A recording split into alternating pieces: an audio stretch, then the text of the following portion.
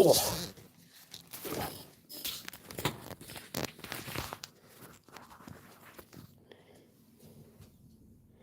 You okay, Bob?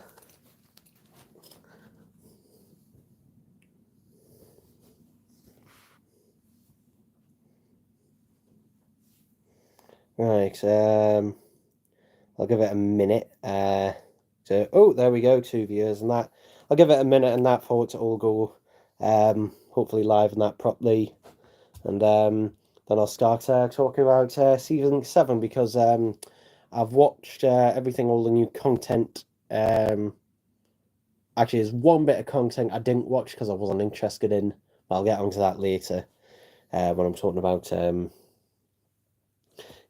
season 7 Blu-ray box set. There's some good things and some bad things, unfortunately, to say about it. It's quite bloody warm today, actually. If this looks all a little bit different, that's because I'm doing this one on my phone. So, yeah. Hopefully it's all going well. Hopefully it might actually be slightly better. Who knows? I'm actually going to put my phone on silent so it doesn't keep going every time I get a notification and that on there. So, but yeah, let's have a look at the comments and that while I'm sitting here. So Miska Valeska says, 6sec, do you have the Better Man movie and did you like it? I don't own it physically yet. I will do one day. But I have seen it, and I did enjoy it. The thing is, if you know Robbie Williams' story, then you already know, what's going to happen and that in the film. Also, they changed the order, like the ending scene where he's singing with his dad when he did Swings Both Ways live. Basically, that was after, that was before Nebworth, but Nebworth was shown beforehand, so... Yeah, but anyway, what's my favourite Take That song? Patience. So, yeah. But, anyway, I'm going to start getting on with Season 7. So, obviously, Season 7, I had a pain in the arse with it because it was damaged. I keep saying they should, rather than having one tray per disc, since these box sets are getting so big, I think they should have 2 discs per tray because there's definitely enough room. Obviously, it's nice, aesthetically to have 1 disc per tray, but the problem with that is it makes the box set bigger and much more weightier and more likely to get damaged because they are fragile, unfortunately. It is a sad fact. And when I went to HMV at the time, now obviously it may have changed since, but when I went to my local HMV, they checked on their system, and basically they found there was none online at the time. I don't know if there is now or not, but there wasn't any available online at the time. The one back order, and also, basically, the store technically had 40 in stock, but they were all pre-orders. Again, for people who pre-order in a store, whatever. So yeah, luckily I'd already anticipated it and ordered one off Amazon previously. And by some bloody miracle that one survived. Anyway, in terms of watching season 7, Spearhead from Space, I don't think anything's been done for that, but that's not a bad thing because again, it already had a Blu-ray release back in 2013. It looked fantastic, and this one also looks fantastic. So I don't think any work has been done to that one. Maybe the audio, maybe. I don't know if Mark has had another go at the audio. They're saying that maybe, hopefully he didn't, because he is getting lazy. He's getting shitter, basically, I find, with each new release. But yeah, Spearhead from Space. And also, what I do like is that basically the special edition DVD and the Blu-ray both had different special features and they've combined them, which is what I expected they would do for this release. So you do get the documentary, about Jon Pertwee, but also you get, the special features about the making of Spearhead from Space and that. So you get the both of them on this one release. So that's really good. Behind the Sofas are great as ever. Janet Field in that. Although I will say, I don't know, they do feel a little bit snipped up a bit, like edited and that a bit. I don't know. The guy, I've been told that the guy who's done the editing for this release, and also the restoration, is also the guy who did the ones for season 25, and also the person who did the edits for the bloody Doctor Who in colour, the War Games in colour and the Daleks in colour, which explains a lot. It does explain a lot, because obviously season 25 had some controversy because it used AI upscaling, and yeah, I think it was really pushing it at that, to be honest. I think it went a bit too far with season 25. Though I'd argue, actually, in some cases, season 7, the Silurians arguably looks worse in places, actually. Because since it's, they've tried, he's tried to upscale it. And the problem is, the Silurians, unfortunately, out of the 4 stories, the Silurians is the one, unfortunately, that is in the worst quality out of them. And it definitely shows, because there's a lot of grain and there's a lot of lines in places and that, and it because obviously it's been tried to upscale. There's also some AI upscaling in places, like particularly you've got the thing of what I like to call plastic faces. People look like Autons in stories where there shouldn't be any Autons, because they've got, they've tried to AI upscaling. I wish they'd stop doing that. There's a difference between upscaling and AI upscaling. Upscaling is where basically you're just trying to take an image and basically, upscale it to a larger format, essentially. Whereas AI upscaling, you're trying to add detail that isn't actually there, and it's using AI, and yeah. Ambassadors of Death, episode 1, definitely looked better. That was the only one that I specifically remember looking better, though that one was also the most notable for AI upscaling as well. On that one, because Ambassador of Death, episode 1, I should say, really, in particular, because that one, I think the colour videotape for that one still exists. So obviously that one's going to look better than, the Silurians, or the rest of really Ambassadors of Death, where the original, colour videotape masters, some of the original ones, don't exist anymore. But that one, for the most part, was, I would say, an improvement over the DVD. Though I will say, in Ambassadors of Death, I can't remember whether this happened in the Silurians, but there is a section, and I'll have to double check the DVD, but there's a little bit during one of the helicopter fights in Ambassadors of Death, where basically it switches to black and white for a second. It kind of flicks in and out just for like a couple of frames, but it switches back into black and white for a second. And yeah, I'll have to check if that's in the DVD release. If it was, then why wasn't it corrected for the Blu-ray? And if it wasn't, it's a fuck up anyway. So yeah, but there's a slight little bit where it just flicks back to black and white for a split second, and that, and I had to go back and double check. It was there very briefly. It might only be 1 or 2 frames, but you do know, I did notice it when watching it. And then Inferno, I think Inferno as a full story itself, I think that one does look better than the others.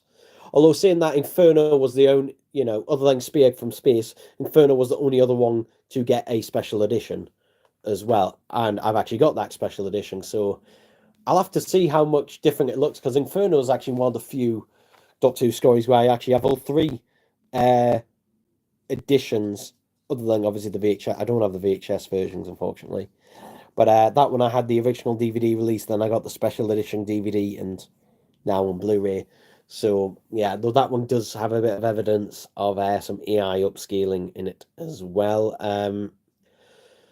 Excuse me. as I said, the behind the source were good. I was kind of disappointed on how little. I don't know if this was stuff that was just cut or what, but Janet Fielding didn't seem to say a lot during this one, actually. And also, they had Jeffrey Beavers, who in it, who obviously, you know, I was hoping for, and yeah, unfortunately, I don't know if they was just cut or didn't, but he didn't have particularly a lot to say. Yeah. You have Doctor Who: The Escape Room, which I think is one of the best, like, new, special features on that, or range of special features they've been doing. This one has Katie Manning. It had who else did it have? I've forgotten her name. It had Daisy, who is obviously Jeffrey Beaver's daughter, and it had gotten a name, Sadie Miller, who is obviously Brian Miller's and Elizabeth Sladen's daughter on there as well.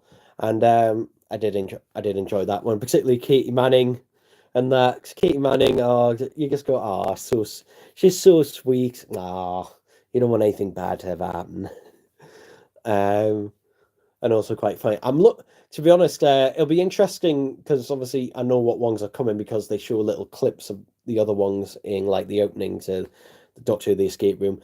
Toby Haydock, when they do the one with Toby Haydock, which might be a fourth Doctor one, I don't know. But with Toby Haydock, and that, he's gonna excuse me, the team that has Toby Haydock is gonna have a massive advantage, at least when it comes to stuff like the wall of matching the monster to companions and stuff like that, and putting companions in order, and that, obviously a massive advantage when you've got Toby Haydock in there with you. Yeah. Some other special features and that, the new ones, we have a really good documentary about Malcolm Hulke, and that on there, which I'm glad they're doing more of these. Like they've done Graham Williams, they've done Elizabeth Sladen, they've done GNT, they've done Terrance Dicks. Can't remember who else they've done off the top of my head, but very good documentary in that. And they also did one for Nicholas Courtney on this box set as well. It also obviously includes the older one for Jon Pertwee, but that was obviously done on a different sound. Also, it has one of the older ones there for Caroline John, and that as well. So, great, really good special feature in there. Inferno also includes its NTS, its DVD copy. I'm assuming it's the special edition DVD copy and its omnibus copy, and that on there. And usually they do this for various reasons. Sometimes it's because they've had to crop slightly into the image.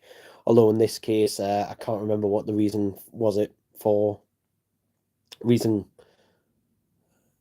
What was the reason for this one? I can't remember. Somewhere in the booklet for that one, but it is a fantastic box set, and I do really like season 7 and that. So yeah, obviously, what will we get next? I don't know. We've only got one 80s box set left, and we've got 2 Tom Baker ones left. And then another Jon Pertwee, and then it's just 60s stuff. But obviously, I imagine they're holding out on 60s stuff, particularly because, animations and that kicking back up again. So obviously they're going to want to hold off a bit on them.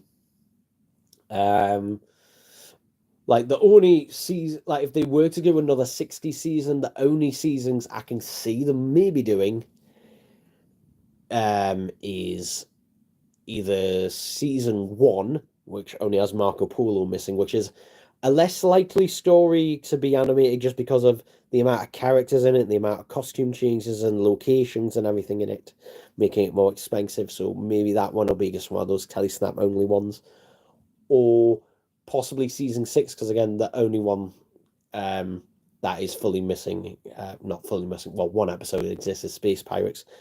Though that one, you know, even though that's not a popular story, that one's more likely to be animated because that one's a lot simpler and easier to do. So, I don't know. I don't know.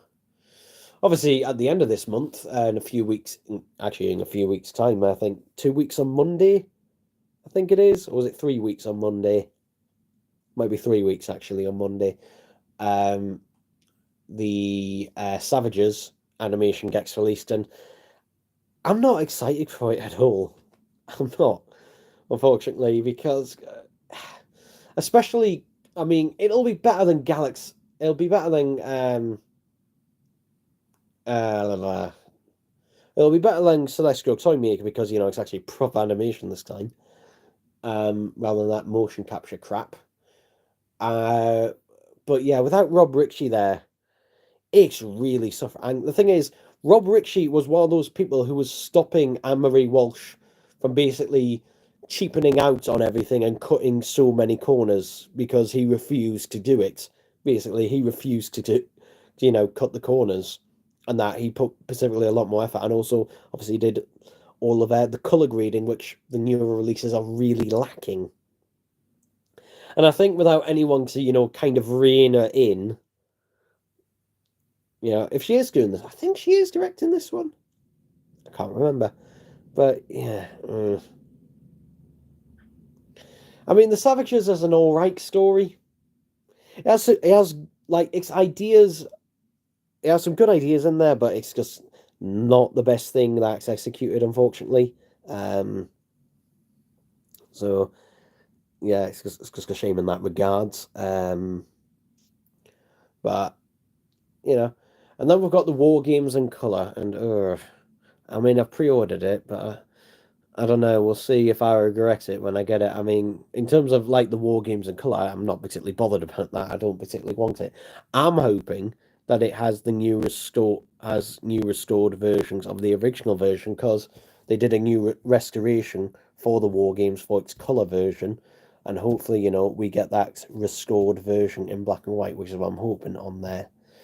I doubt it though, unfortunately. Also, I'm hoping it might have a Doctor Who escape room included on there. Or possibly the Savages does, maybe. Who knows? Because, you know, to be honest, if the War Games has the escape room on there, it'll be worth it for that. It'll be worth it for that because I do really enjoy those. Um, even though obviously it is the same escape room over and over again, but you know, difference. The best one is going to be the Fifth Doctor one where you've got Peter, Janet, and Sarah in it. Oh boy, that one is going to be fun. That one is almost. I'm predicting it now, but that one is going to be the best one out of them. I can see it now. That one is absolutely going to be the best and the funniest out of the three of them. However many.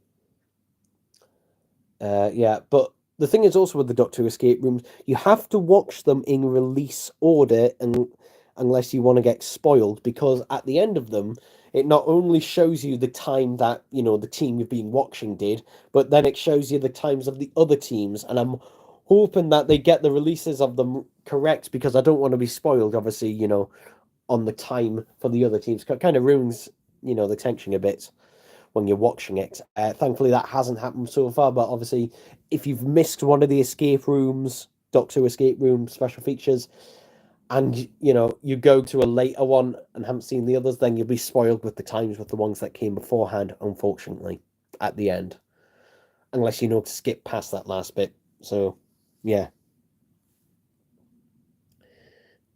Let's have a quick look at the comments now while I'm here.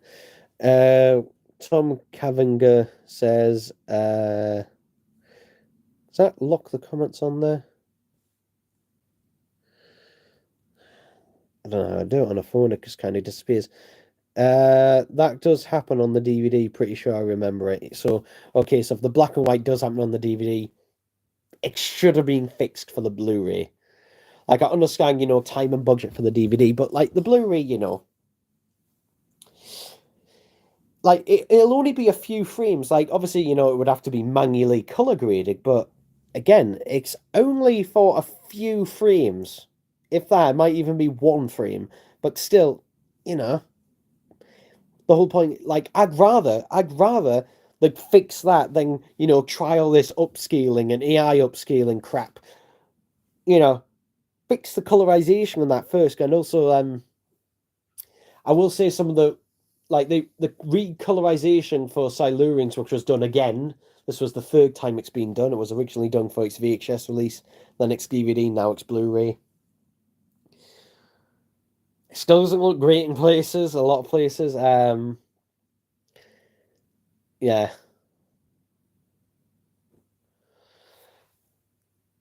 So I'll say on that. Joseph Agman says, I think season 1 or season 13 is next on the Blu-ray. I mean,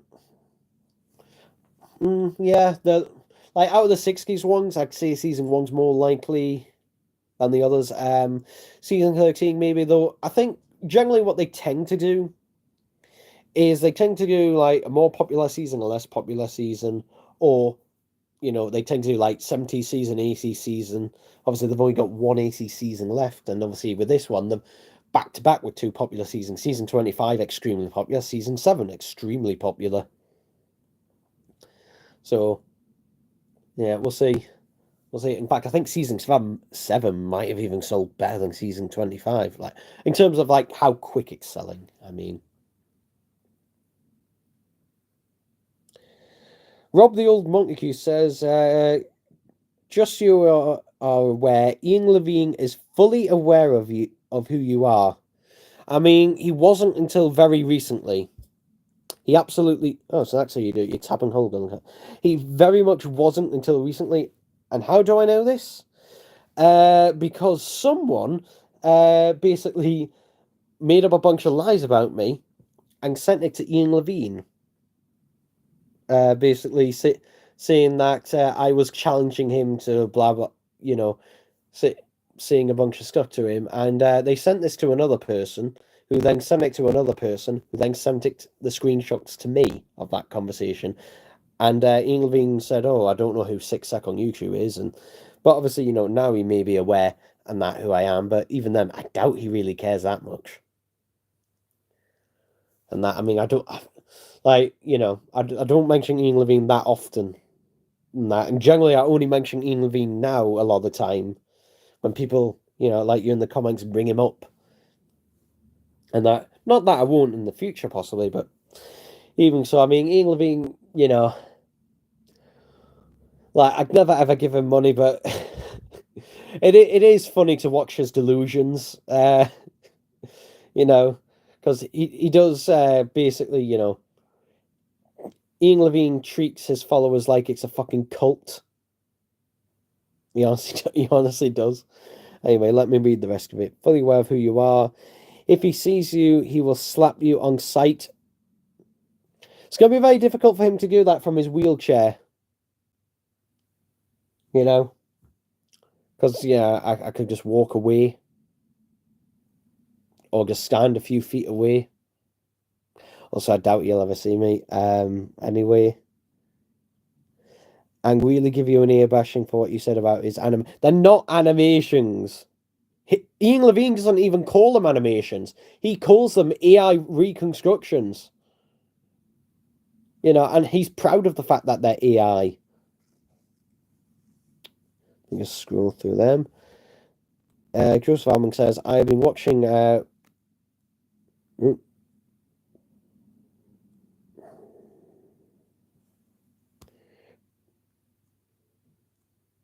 Okay, will this comment stay on?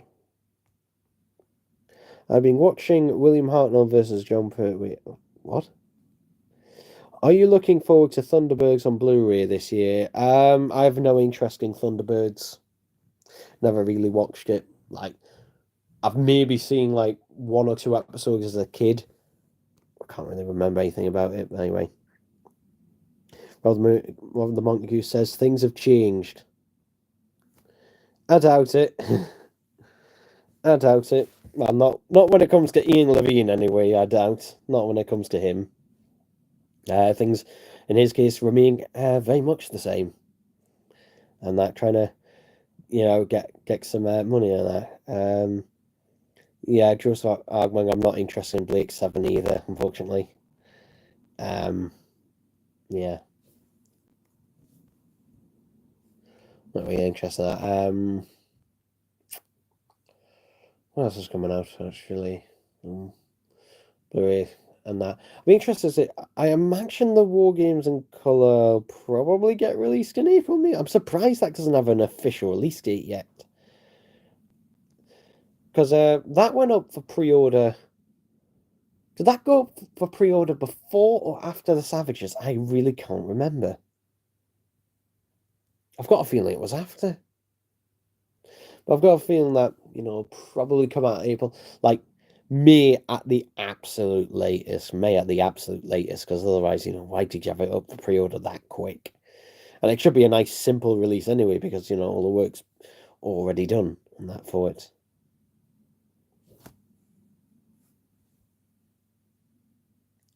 Joseph Arguman, you keep listing TV. I haven't even heard of whatever that TV show is that you've just put up. I don't know what that is. But yeah, in terms of the Blu-ray sex, So I got one comment saying, "Oh, what do you expect buying these cheap, shitty limited edition box sets? Just wait for the standard ones." And the thing is, though, I am bothered about the box, though. I like the boxes. I do. I don't like how fragile they are, but I do like the presentation of the limited edition boxes.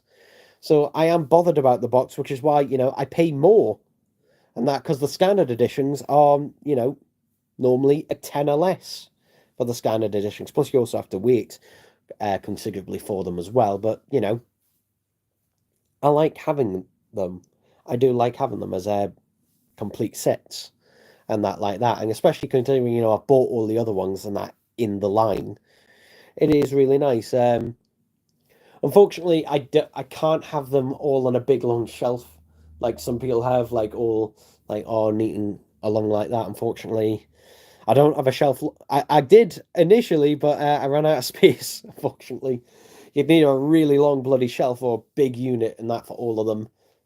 For them, I mean, to be honest, normally once I've ripped all of the Blu-ray box set and done all the conversions to MP4, the box set goes in the cupboard and then it just stays there, like with all of them basically. I'll watch the discs the first time around generally, and then after that I'll just watch the MP4 rips and that of them and that. But yeah, plus then it avoids handling those fragile box sets. Pardon me, because they are unfortunately fragile. I will say the way they're packaged, like that, the cardboard was already ripped when I got it. It was already damaged. The cardboard box it was sent in, and it's very, very thin, soft, flimsy cardboard as well from HMV. Like they used to put bubble wrap on them, but now no packing or anything like that. So yeah, and it clearly had been dropped. So, but by some miracle, that Amazon one survived. And it was a bloody miracle because the box that it came in actually was damaged. But yeah, there you go. I think, to be honest, and I nearly did this for season 7. A lot of the time, I consider ordering 2, and just to increase my chances of getting one that isn't damaged, and then just sending a damaged one back. To be honest, yeah, who knows? I might do that in the future. And for those who are going like, "Oh, you're taking them all now," I'll only keep the one. I only keep the one because it's a Blu-ray set, and it's bloody expensive as well. But yeah, I'd only keep the one and that with those ones and that, because yeah, not much point. I mean, there is the option of keep it sealed and that, but then you're not enjoying it as much either. Like with those, the inner packaging and everything else with those. But they are really, you know, standard editions and that. They're fine. I mean, it has all the same content in terms of on the Blu-ray discs, although the booklets aren't the same. Booklets are much thinner, and that on the standard edition, you basically just get the bare bones basic information, whereas the limited editions, you get a load of artwork and a load of other additional information, everything on there. I've never actually read them, other than reading what special features are on what disc. I like looking at the artwork and that though, on them.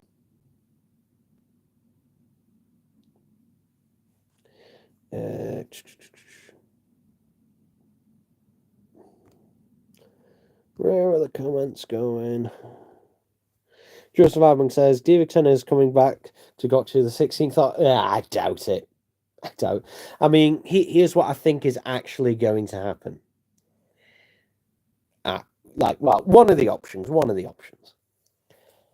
I think that Doctor Who will be put on hiatus after season 2, unless there is the slim chance of Disney Plus renewing it. I sincerely doubt it. I mean, Disney's got enough bloody financial woes at the minute, so I doubt it. You never know; they'll make stupider decisions. Now, will I think now? I've said this before, but I don't think it'll be a case of it goes away forever, because IP, like BBC, will not let an IP die these days. And what I think will happen is that they'll try and keep it alive in some capacity, and that maybe they might start broadcasting the animations or doing more of the colorized versions or something to keep it in the consciousness. But also, maybe they might do, a few like Christmas specials later on in the time or something, to keep it alive until it can then be eventually brought back, maybe.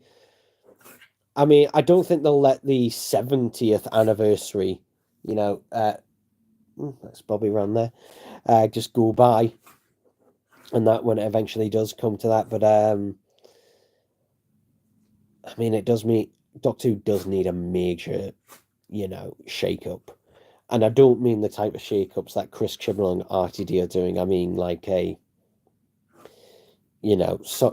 basically someone needs to go in there and focus on quality, and that, like, actual good quality stories, because we haven't been getting that recently.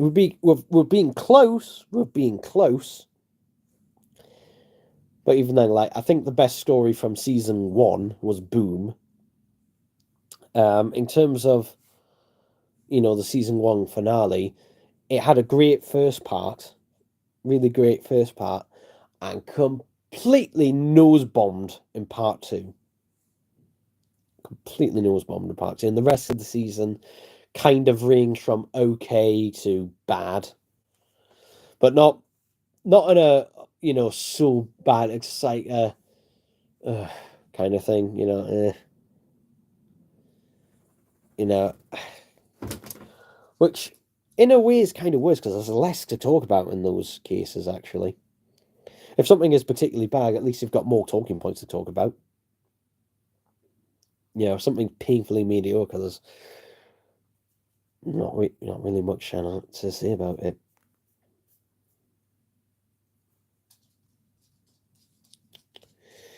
Oh, hello, Bobby.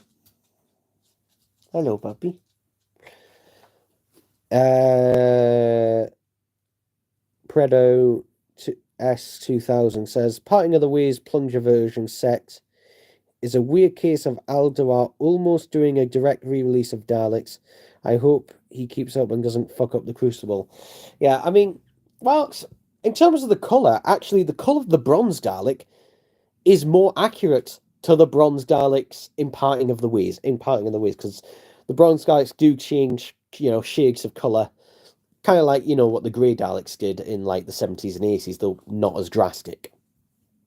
So, I'm happy with the way it's going. I mean, I don't know what we'll actually get this year. Alduar, I think, said in a recent podcast saying, it's a shame I've got no more TARDISes to do. It's just like, you haven't done a bloody 8th Doctor TARDIS. Why? Why have you not done that? There's also a 15th Doctor TARDIS coming out at some point.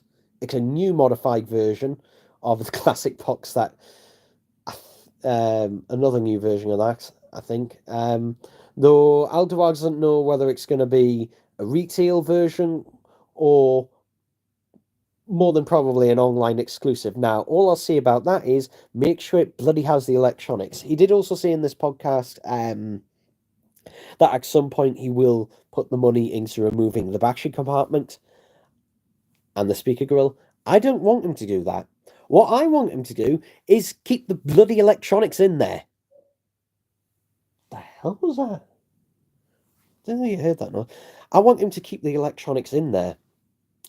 Because how much better they are, with the electronics, even with the light pulsating and that, it just gives them a lot more life.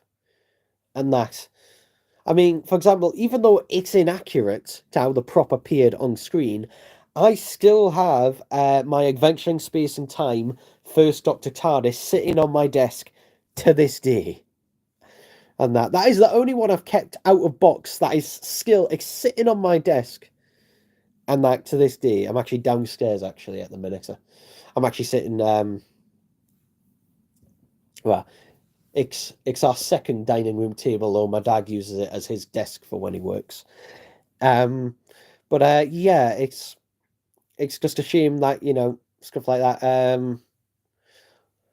Like I wouldn't like the thing is, I'd be fine with it if it had the electronics in it. Now, yes, there are ways you could disguise the speaker grill and that a bit better.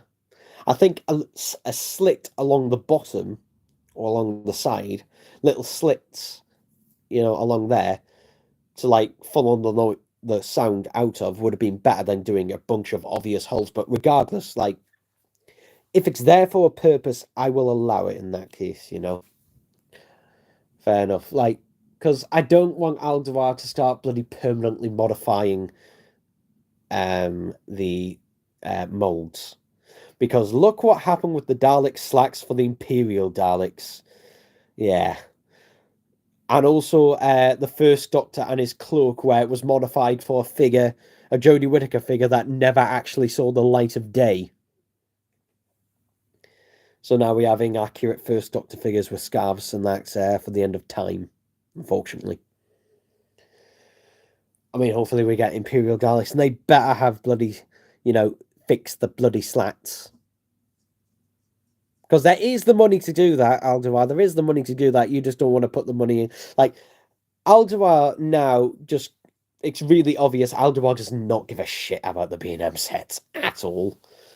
And he treats them as just like, oh, well, they're just the cheap bug shit sets. It's like, they're not that bug shit.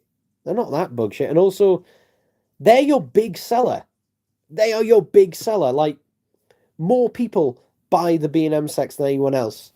And Alduar seems to think, oh, the B&M sets, they're for like people who, who either just happen to go in B&M and spot them in there, or if they do go to get them, they'll buy them, but along with some other shopping. Just like, no, well, at least that's not what I do. I do shop in B&M from time to time. But, when it comes to getting the Doctor Who sets, when I go in there, that is the only thing I get. That is the only thing I get. The only exceptions to that is basically if I've been gallivanting around the place all day, I might get myself a bottle of water or something. And that. I think I forgot to bring my water downstairs. I'll have to grab it in a minute because my throat's beginning to go. But yeah. It wouldn't be a live stream without an Alduar rant in there, would it? No. So, yeah.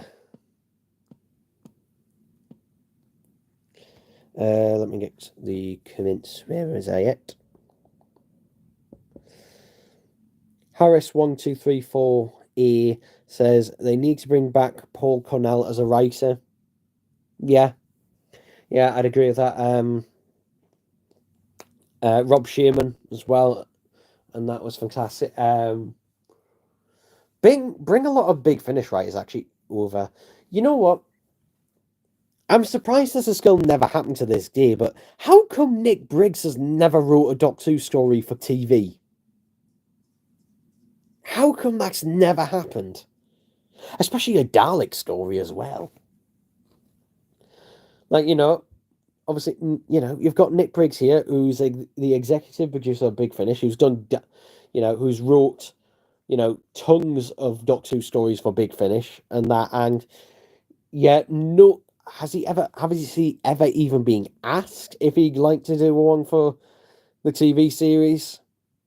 Yeah, I'm just surprised at that because Nick Briggs has been in every single series of Doctor Who in some capacity. Barely anything in season one. He was that robot. I can't remember what it's called in the unit base, unit headquarters, and obviously in the 60th specials. But yeah.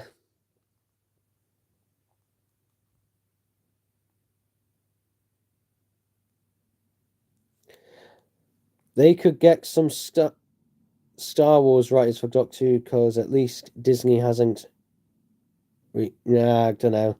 Nah, to be honest, I think if you were to pull from some writers, the Big Finish ones are probably your best and easiest bet, personally, because like it should you need some people who are more familiar with it, and that I'd say at least at the minute.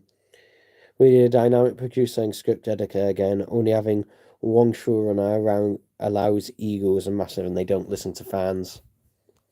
Yeah, well, basically, I mean, RTD just surrounds himself with yes men, basically. Thoughts on Torchwood as a show? I do really like Torchwood. Series 1 and 2, Miracle Day, really good. Not Miracle Day, sorry, Children of Earth.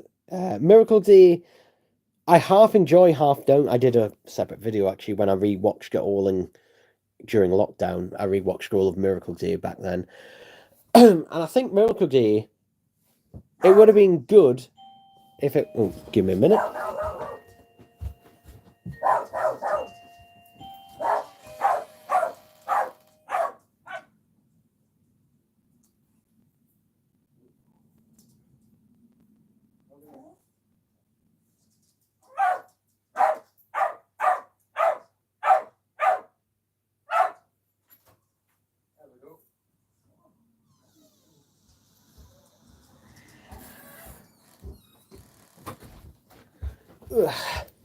I think with Miracle Day, it's like twice the length it should have been.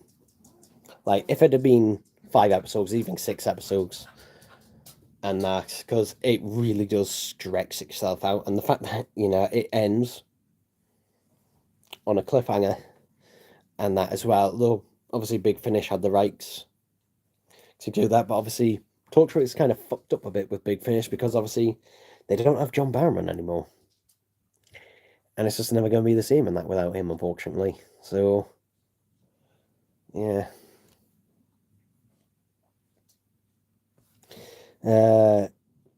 It does really piss me off how they didn't at least modify the claw to make it longer, because surprisingly the actual claw is correct in proportion to the rectangle. Again, like, no excuse for not doing that. Yeah, I really don't know why, because there's no excuse, because again, like, in terms of Alduar claims are budget, you did a new River Songhead, which you didn't need to do. No one asked for it. And also, you did the mutant scoop in the past with no mutant. So it's just like, bullshit. Couldn't be asked, is what I'm pretty sure, I am almost certain that this is another case of basically Alduar was only going to do the plunger variants to begin with, and then he heard a lot of people going, "Oh, it's going to be the claw variant, the assault Dalek," and people are hyped for it, and it's like, "Oh, what do I do? There's not time to do a new sculpt. There we go, just use the old one." Or it was a case of he just couldn't be asked. One of the two.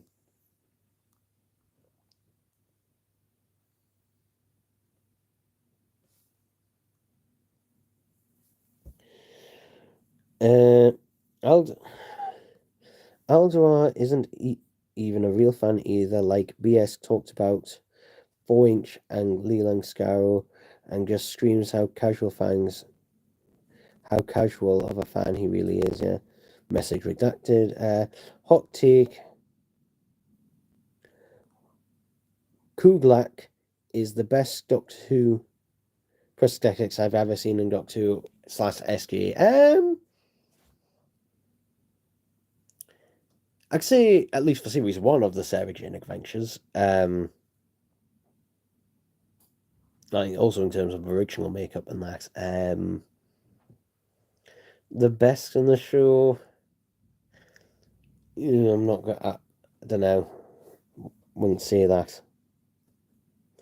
I don't know what you would call actually the best. I heard Mike Tucker originally wanted to design the NSD around the shape of a Necros Dalek, but instead of Shortcraft Daleks, but RTD voted it because he thought the prototype looked too chunky. No, that wasn't the reason. The reason was it ended up looking the way it did is because they were limited for time. And what they did is there was a fan, basically, they took a fan build, basically Shortcraft Dalek skirt, and used that to save a lot of time, which is why it ended up looking the way it did, basically. Because it was a lot of time. It wasn't because of RTD said this or this person said that. It was just basically, a lot of time. There was more information about this in Dark 638. The Racnoss and Werewolf from Tooth and Claw need to be re-released. I don't know how much they would cost these days. I'd say out of the two, the Werewolf is more likely. Just because the Racnoss is such a big figure, and how much would that cost to release these days? Do I have that figure? I can't remember. If I do, I've got it loose in a job lot. I can't remember whether I got it in a job lot or not. What are your thoughts on the upcoming war between the land and the sea? Oh, God. What the hell did they do to the Sea Devils? And the fact that, you brought Chris Chibnall brought the Sea Devils back in his penultimate story. So you had new costumes there, ready. But no, instead they look like they're based on the creature from the Black Lagoon, or from the Shape of Water film. Like, they look like that. They look nothing like that. And the thing is, like, with the Silurians, you could get away with it because they didn't have as an iconic design, and their design had already changed before. But with the Sea Devils, not only had their design remained consistent up until that point, it's also a much more iconic design as well.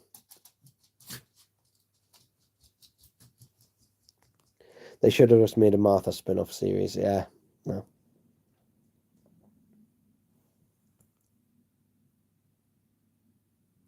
The Reaper should be re-released. That was a good non-articulated model. I think the wings could move a bit. I can't remember. I don't have that figure. Have you ever seen Bride of Frankenstein? The Bride of Frankenstein. I have seen it ages ago. But yeah, I have seen it. And that I do know what happens in all the Universal Frankenstein monster films. And that, but the first two are really the only ones I consider like the actual proper good ones.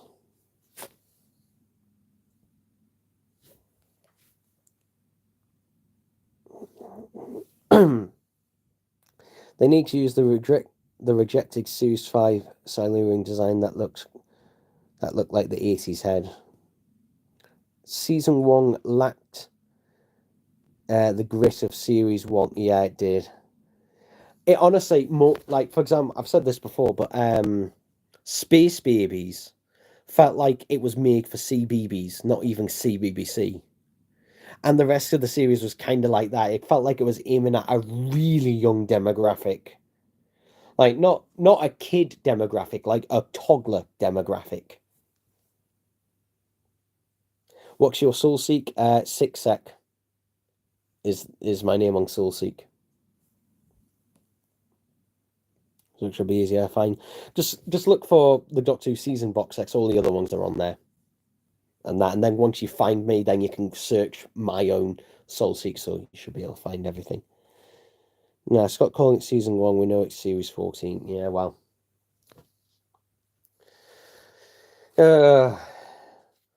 Everyone gets annoyed no matter what you call it. And that everyone gets annoyed at it, so you cannot win, unfortunately. With those. What else I was going to say? I'm not going to go on for too long in that with this live stream. I'll probably go for about an hour, about 50 minutes now. So I say probably go to about an hour and then we'll call it a day. Yeah. Actually, when I do go back to doing my live streams, like up in my room again, and doing them off my laptop with my proper camera and that, today I actually got a bargain, actually. I got a Blue Yeti Nano microphone, brand new, off Facebook Marketplace for 20 quid, which isn't, if you know anything about them, that is an absolute bargain. So, yeah. Yes, Doctor Who needs to ditch the kid-friendly shit like the Hinchcliffe era and Eric's era, provided the gore can be done on Doctor Who.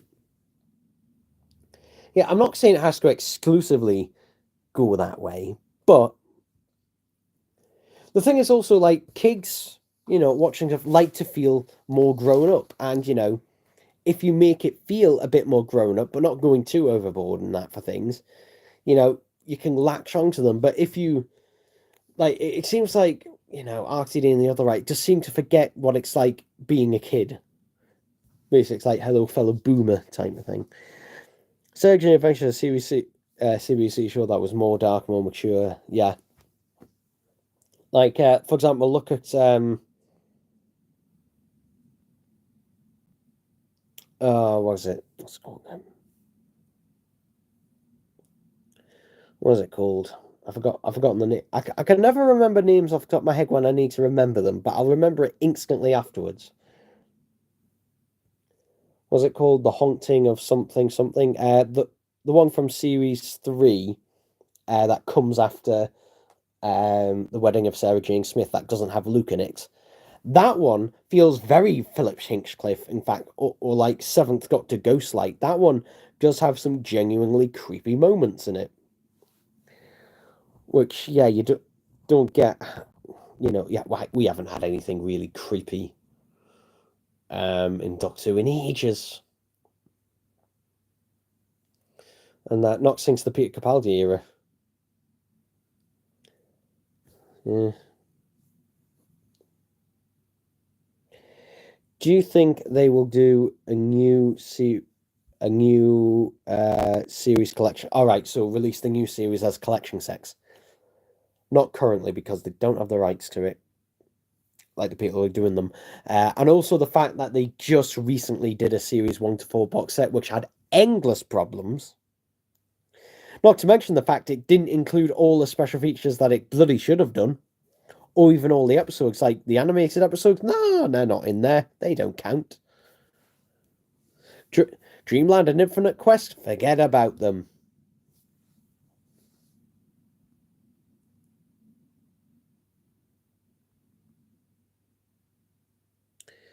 Doctor probably cried more last season than the whole of Doctor Who before. Yes, he did. And the thing is, it is a running joke. Oh, he cries in every episode. He fucking does. And the thing is that I don't have a problem with the Doctor crying, but when the Doctor cries in every single bloody episode over everything, like, the Doctor crying should mean something. Like, if you do something like that constantly, it loses all of its meaning. Like, for example, the Doctor never carries a gun, so when, on the few occasions he does, it means something. It means he's being pushed to his limit and everything. Whereas if you do that constantly, it just loses it all. So it's not I don't have a problem with him crying, but I do have a problem if you're constantly doing it. I'm sorry, I'm new to SoulSeek. Where exactly can I search for your name? You can't really search for my name directly on SoulSeek. What you have to do is basically search for something that I've got on SoulSeek, like when my name pops up at the side, and then you'll be able to add me and like search basically my files. So I'd recommend searching for, just search something, for Doctor Who one of the previous season box sets or Doctor Who story or something like that. Go search for that on there, and hopefully you'll be able to find me on there. Eternity Clock? No. Still never completed it. What do you mean they don't have the rights? Well, the people who are doing the collection box sets, they're only allowed to do the classic series. They're not allowed to do the new series ones, basically. They don't have the right in that to do them. The BBC could allow them to at a later date, but they currently don't. And that it's basically a different team. I think it's like the BBC themselves that handle the new series ones anyway, which does show with the lack of effort in them. Harry's bullet wounding Terror of the Zygons and Litton's bleeding death in Attack of the Cybermen showed true potential of Doctor Who. We know more of that because I know some kids who are kind of like into go, yeah. I've got a question. How come standard definition shows on BBC iPlayer look worse than the DVD versions? Well, that's easy because it's streamed. When you're streaming something, it is at a lower bit rate. Okay, so even if, like, for example, you could be watching, Doctor Who on BBC iPlayer, but it will be at a much lower bit rate, and I mean sometimes less than a tenth of the bit rate than the DVD or the Blu-ray will be at. So that's why, even though it's the same resolution, it's not at the same bit rate. So basically, the higher the bit rate, the better the quality, despite the resolution. So, yeah. And, obviously, Blu-ray and 4K Blu-rays have the absolute best bit rate. And also, they have the best encoding as well. Whereas DVDs are still stuck on MPEG-2, because obviously DVD's been around since the late 90s. Have you seen the BBC show Martin Gives Off Merlin? I do know what you're talking about. I've never watched Merlin. I've never watched it. Yeah, I've only seen a few episodes of Wizard versus Aliens as well, which was another show that was very similar to the Sarah Jane Adventures as well, because Russell T Davies created that as well. But yeah, I've only seen the few odd episode of that, mainly because just because my granny was watching at the time and it just happened to be on, type of thing. But yeah.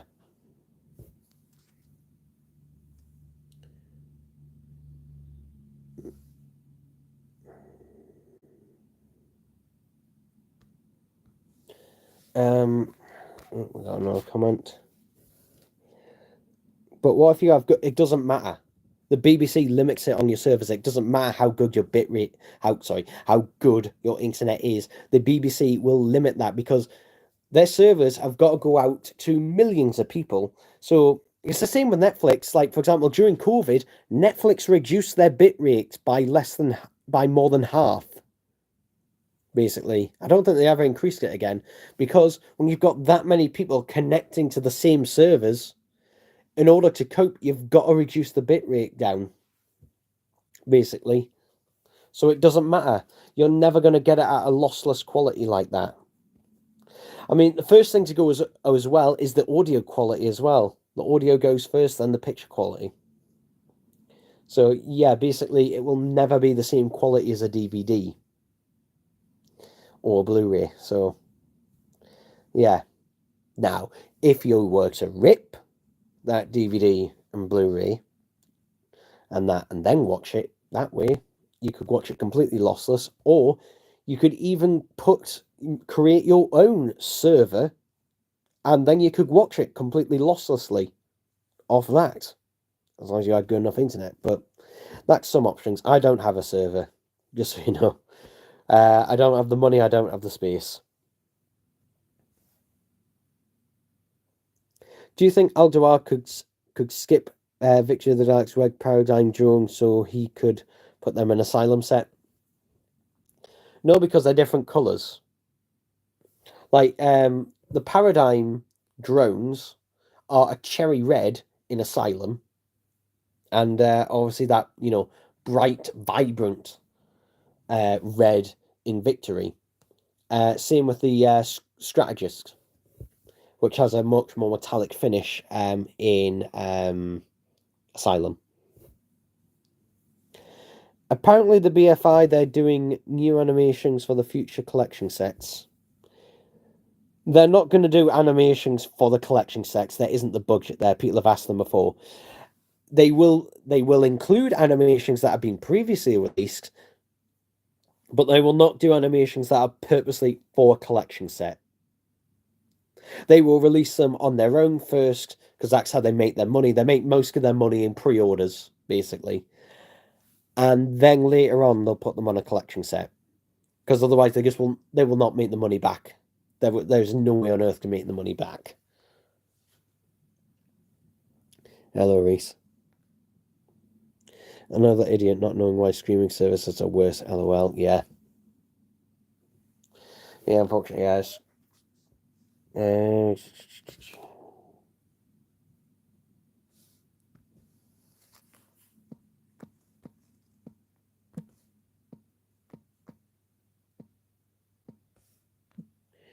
Yeah, I've got FUD. My brother asking if I want to split a takeaway with him, but I've got food. Spent enough bloody money. Still waiting on that that other external hard drive to show up. Still bloody hasn't. Oh, a lot of bloody comments. Oh, that's what I mean, because Alduar's dumb brain and Victory, too similar. Who cares? Alduar, your job is not what you like to say. Your job is sell shit. If people want them, fucking make it. And it's a nice, easy little job. Nice, easy little job there to say, wait, so we have to do... Like, the thing is, that would be any company's fucking dream. It's like, wait, so you mean we get to make basically almost the exact same thing again, just make a slight difference, and people will buy it, and it'll sell out? Any other company will bloody jump at that. I mean, look at the bloody phone business. Look at the S25 to the S24 to the 23, 22. Look at all the bloody recent iPhones. What was a Doctor Who unmade story that which was going to be made but wasn't? Would you have loved to have seen? Nightmare Fair. I would have loved to have seen Nightmare Fair, mainly because also it was going to be set in Blackpool and specifically be filmed in Blackpool. Bits of it were going to be filmed in Blackpool Pleasure Beach. And as someone who loves the Pleasure Beach and loves its history, that were being lovely to see. I was trying to say that they're putting money into the animation as they're going to animate two stories. Yeah, but that's not the same thing as putting them in the collection sets. They'll be standalone. They will be standalone releases. Yeah, I know they'll be. No, they won't be released in the collection set too soon after. They'll have to be, because normally it's a case of there has to be a set amount of time. Probably at least 6 months, I reckon, if not more. Would you ever army build Paradigm drones, or do you think they're too weird or ugly for you? I will probably army build. I mean, I always buy multiple of the Dalek sets anyway. The only question is how many I get. To be honest, now it's more of a case of more like, the space that they take up, unfortunately. Especially since I keep them in the boxes. I like it. So, yeah. Honestly, the CGI in Series 1 to 4 isn't bad, just needs higher res textures.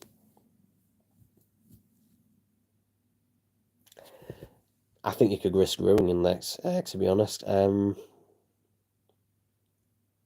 I think it being a bit softer actually helps it a bit, actually. The CGI being a little bit softer actually helps it blend in a bit better. And that, it would. No, I've never thought about buying Blake 7. I don't watch Blake 7. I've no interest in it, okay? I already said that earlier when you asked a similar question.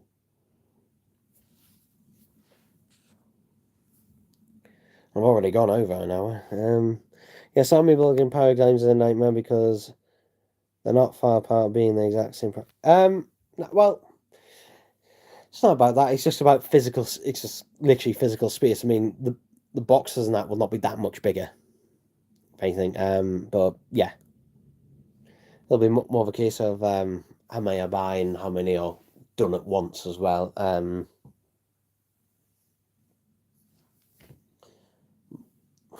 But the only ones that there's only ever going to be one of is the Supreme and the Eternal.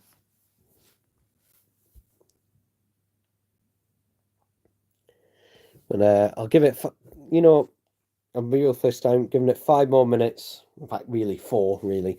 And then I'm going to end it for real because this is really killing my throat. And that, I always get a bad throat on these streams when I talk for extended periods of time without having anything to drink. How many discs do you think the Season 3 collection set will have? How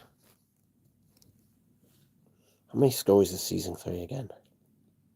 Because generally each story will be its own disc. So basically, it'll be that many like Dalek's Master Plan, depending on whether it ever gets animated as well. That'll depend on some things, but at least 10, probably. I don't know. I hope they redo the 12-inch Dalek. I think that ship was, as much as I'd love that to happen, I think that ship is well and truly sealed.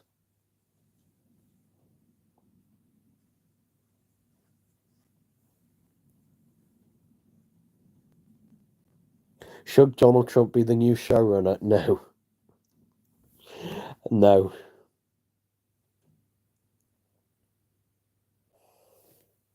And I think without good the drone till the middle of the Black Shoulders is what? Have you seen the Avengers 60 show? No.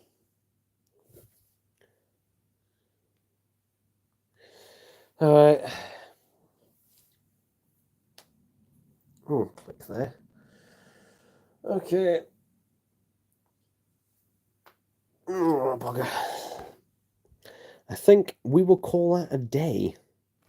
And that. So thank you for watching this live stream and that. I have no idea when my next video will be. Hopefully, if there's more than 9 season in the Season 3 collection set, how will the disc trays cope with that amount? Probably break. Well, I mean that's what happened on other ones. So, but anyway, thank you for watching this video, and yeah, see you next time. Bye bye.